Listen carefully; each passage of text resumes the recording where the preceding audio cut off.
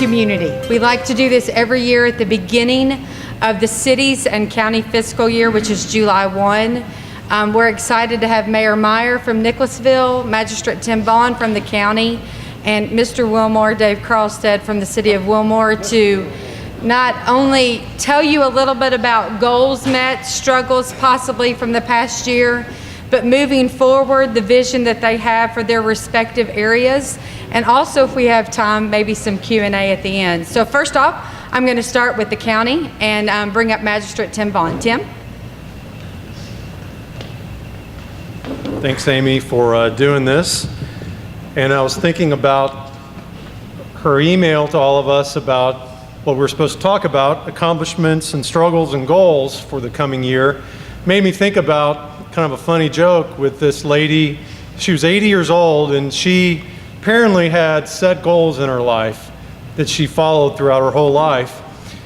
And she related those to her marriage. And she was 80 years old, and she was getting ready to get married for the 4th time.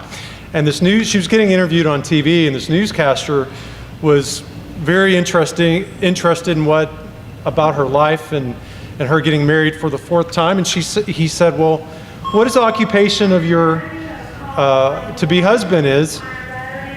And she said, well, he's the funeral director.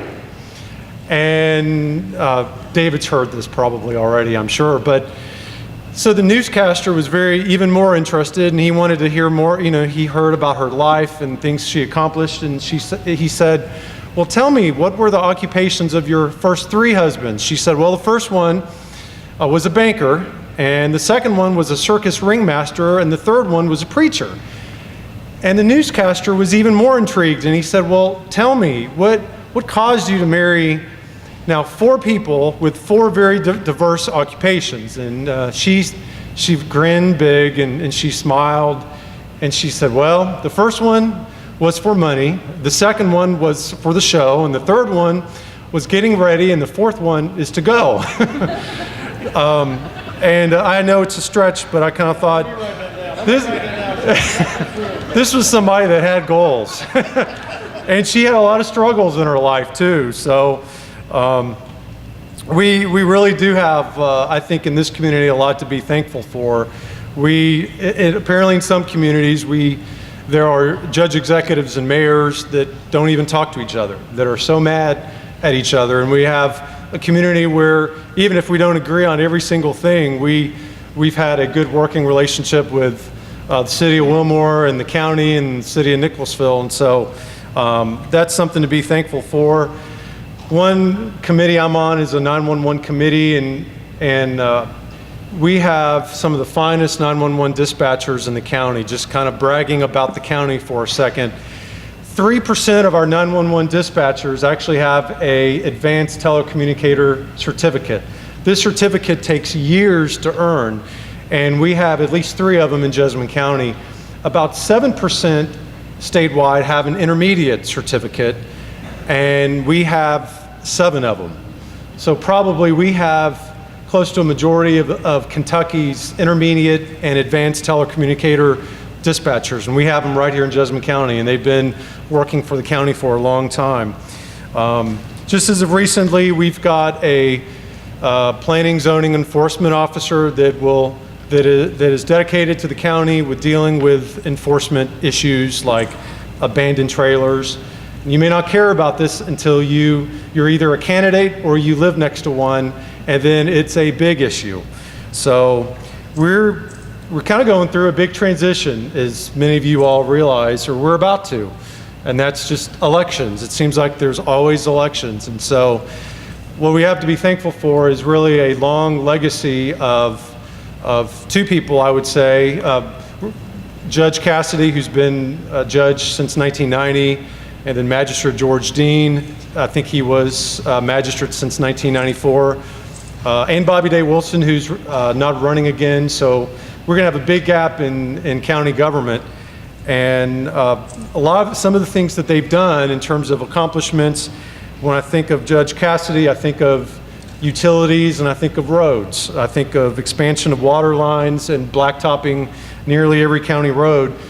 When you think of George, at least I think of historic preservation and cemeteries.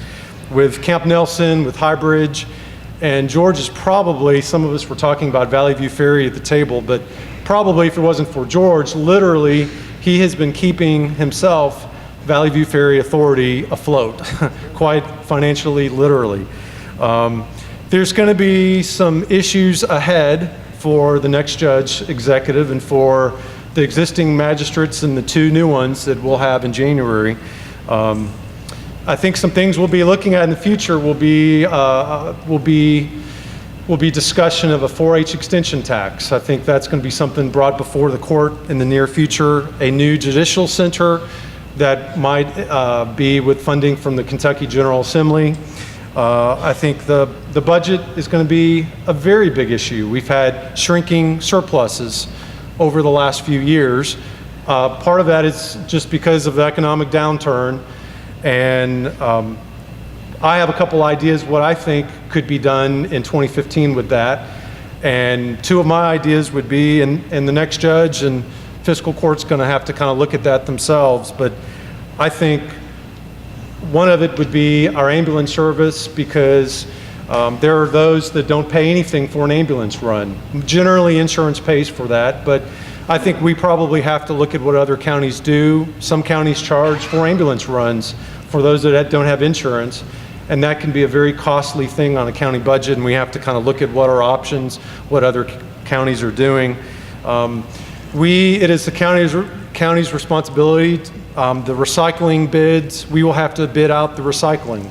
Right now it's with Rumpke, we'll have to bid that out. We're forced to by law, and so maybe putting recycling may be in those bids, and that would save the county some money as well. Besides the budget, and this is also a budget issue, is how do you grow an economy and how do you grow a budget? We have increased demands. We're expecting more from the coroner's office. We expect more from 911. We will now want to be able to text an emergency. The general public will demand maybe video texting and more technologies with 911. All of that comes with increased cost. And so the big issue is going to be economic development, and we're going to need to be able to find land that we can buy to have future industry. What do we do about economic development? And so that is kind of a natural tie-in to the Chamber Leaders trips that I'd like to put a plug in for. We're going to Henderson, and this is kind of something, now that I've talked about some accomplishments and some struggles and goals that the county's going to have to look at in 2015, I think that brings an opportunity for our Chamber Leaders trip, October 1st through the 3rd. We're going to Henderson. And something that all of you all can do in being involved in your county government is signing up on this trip. And we picked Henderson for a lot of reasons. Their downtown development, their promotion of downtown, their economic development, their similar population and their proximity to a city that is somewhat like Lexington. And they're in Kentucky, so they have the same state laws that we have. And so I think one thing that each of you can do is come on the trip and then hold your elected officials and your candidates, hold them accountable and ask them, what do you think about that trip? What did you learn from the trip, and what do you plan on discussing and thinking about implementing as a result of going on the trip? So I think all of us could take a responsibility in not just going on a 2-day trip somewhere and learning some things, but what can we do to apply some of those things in Jessamine County? So I think my 10 minutes is probably up, and either Mr. Nicholasville or Mr. Wilmore I will give the microphone to. So thank you for your time and attention. Good job.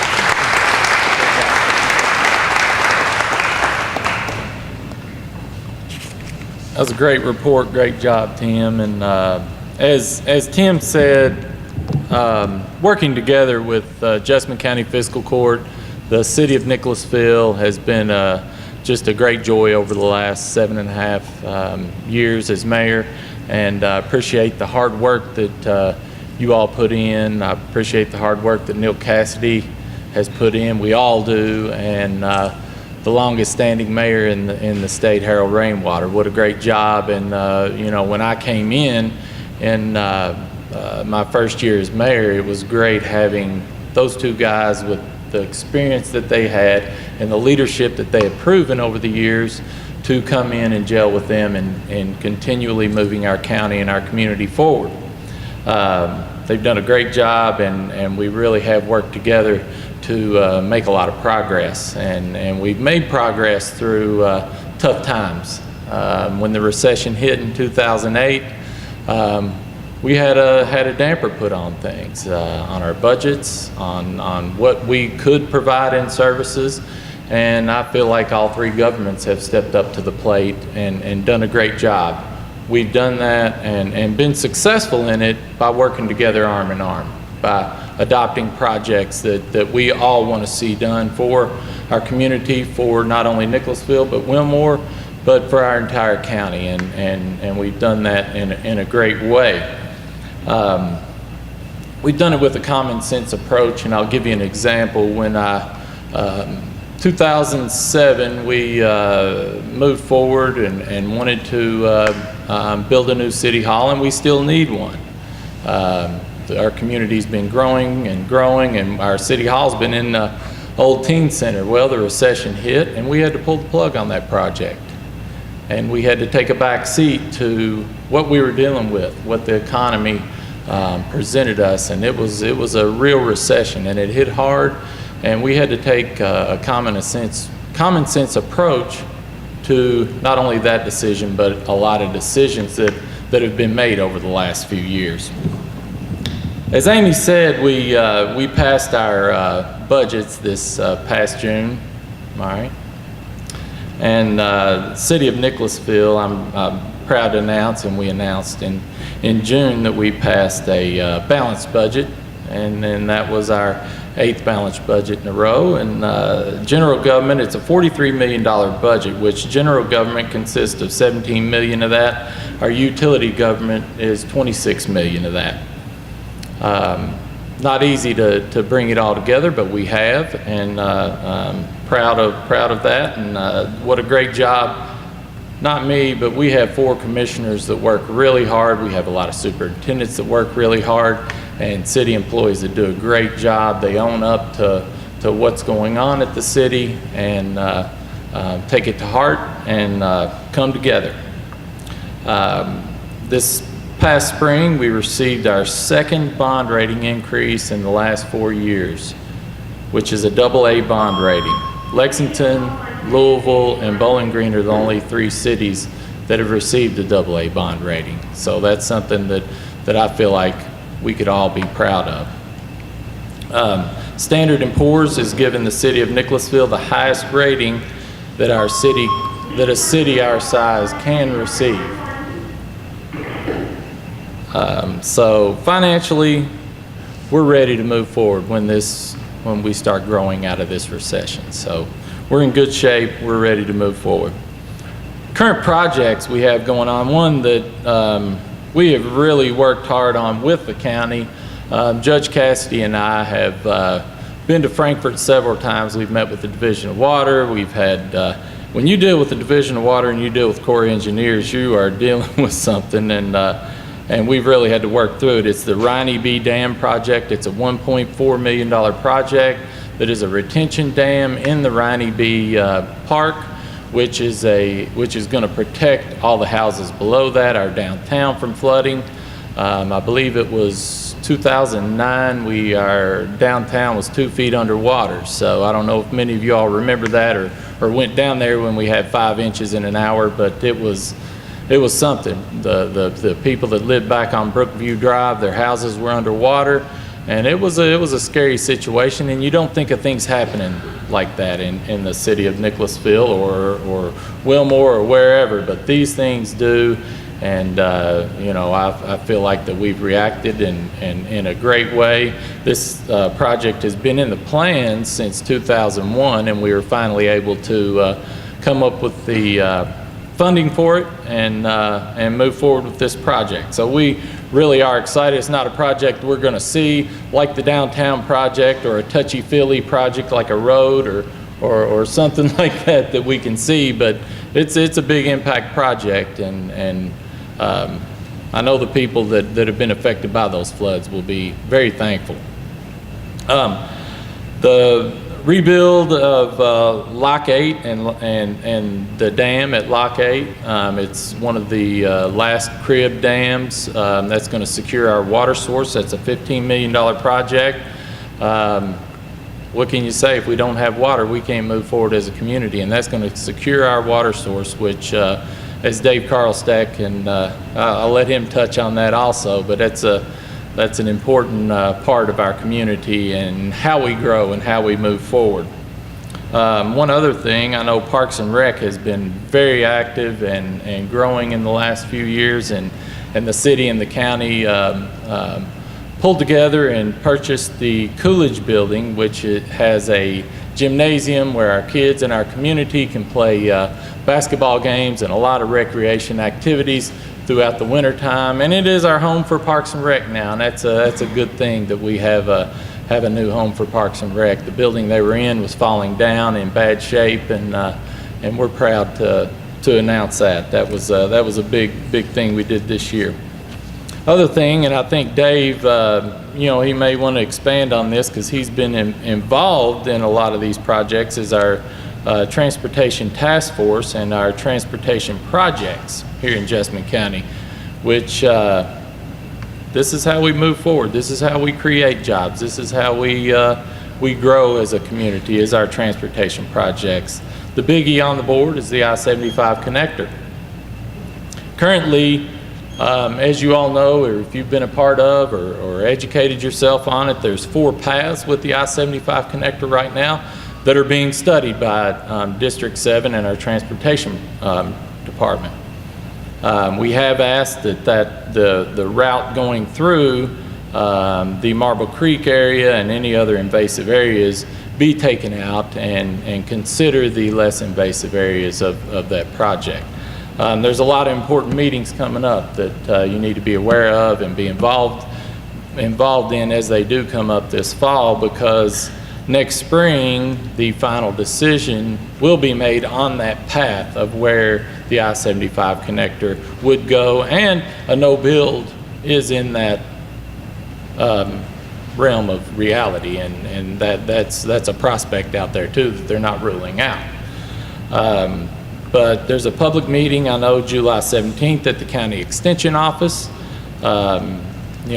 They'll be showing all 4 paths. They'll have a description of the map and where these roads are going. Final options of those, they'll be presented August 5th at East Jessamine Middle School, and we really need all the public support we can get out for this one August 5th, because you'll be able to have your input. You'll be able to say which route you think will be the best route for I-75 connector to take. And as we've said, another one of those options is the no build, if that's what you believe as a citizen here in Jessamine County. So make sure you get out there and your voice is heard, because it is heard, and it's important that you get out to these meetings. Eastern Bypass, we're basically waiting on the funding for that, I'm sure, and that's where that's at. The design's done. They're buying right away as we speak, and the last part of that project will be the actual push the button, send the money, and get the project done. So that one's pretty close. New one that got put in the road plan, and I want to thank our representatives and senators and the entire General Assembly for doing this. The East Brandon extension, which is going to extend East Brandon and all the way to Tates Creek Road. That's been put in the state road plan, and I hope that gets fast tracked and gets built pretty soon, because that's going to be an important part of Brandon Road or Brandon Crossing development succeeding and growing and continue to grow and be successful. And of course the West Brandon improvements, which I believe it was last month, or it might have been in May, that they had a meeting up at Southland Christian Church on that, and that's going to be quite an improvement. So as roads go, we go. So I'm excited about what we have on the board. Those are the big projects, and That's what's going to make us move forward. And with that said, I think it's time to bring Dave up, Mr. Wilmore, and give us our Wilmore community address and jump in on anything that we've had. So thank you all very much, and be happy to answer any questions that you have after we're done. So thank you, and thank you for coming out. One other thing I want to say, and I want to congratulate Amy, the Chamber of Commerce Board, the ambassadors, for all your hard work. The awards you just received that was a big plus for our community. Congratulations to you and everyone involved in that. So thank you.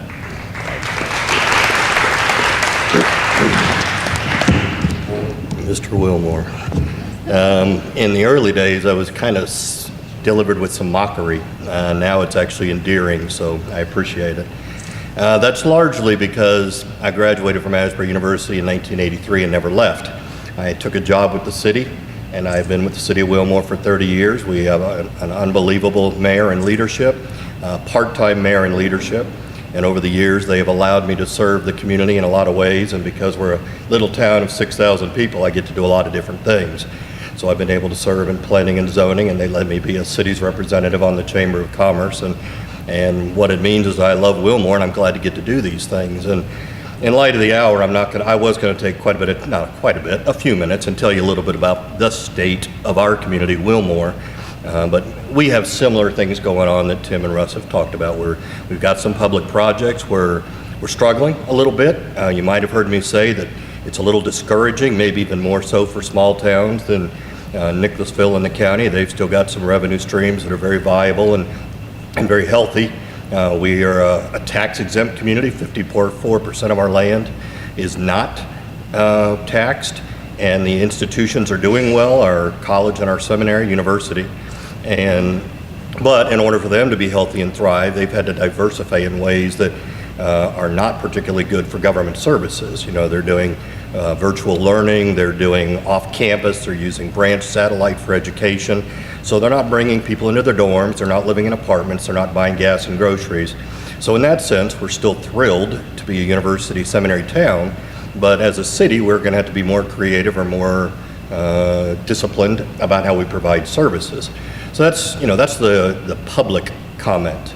But my heart is still so encouraged. The only reason I'm going last, which is normally the keynote speaker spot, but I went to a funeral. And this might be a little hard to talk about.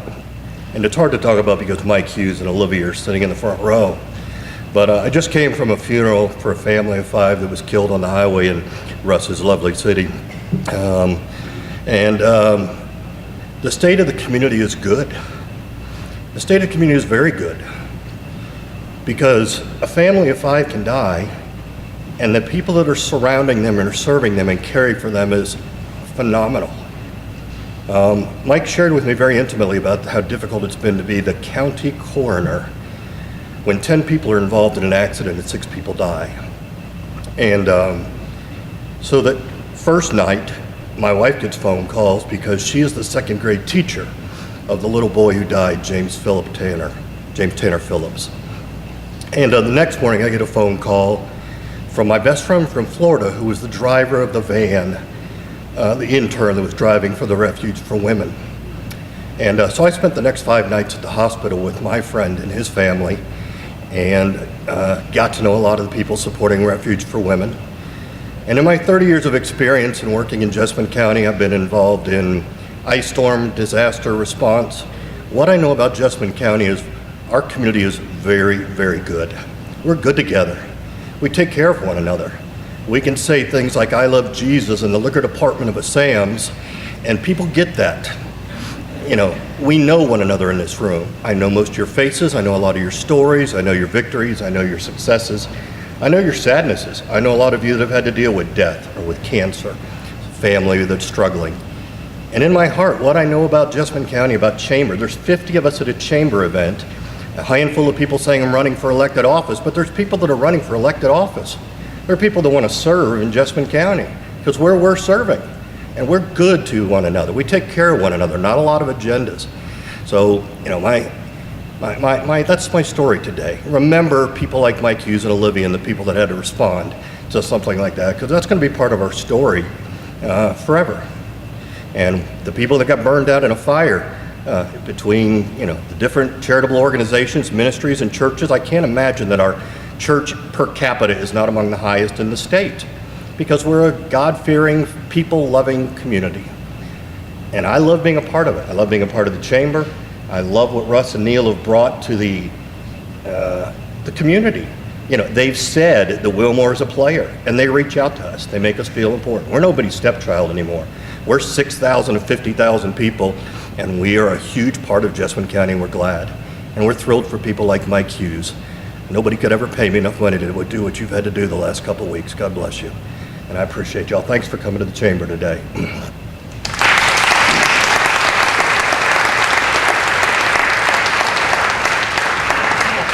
Yeah. Do the three of y'all want to come back up for some questions? Do you want questions? Does anybody have questions? Okay. Can you hear her? How do I need to do that? Okay. Yeah, okay. All right, question. You might have to answer. I'm getting away from the mic. I'm not answering. I guess mine would be Russ. Okay. I've heard that Please don't. departments that have been planned and then it ran and is now it's actually going to happen. Are you hearing that? I have people. Good here. So I'm I'm assuming- hearing that departments are going and there's going to be a HUD project. So have you heard anything about that? I haven't heard. I'm sure the announcement of East Brandon Road going to Tate's Creek has spurned a lot of interest, and I think will put a lot of confidence in whoever is willing to, do that development, take that risk. I would say that would bring momentum to what you're hearing.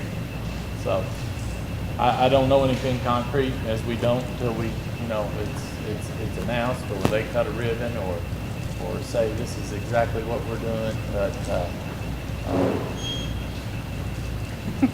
I hear what you hear too.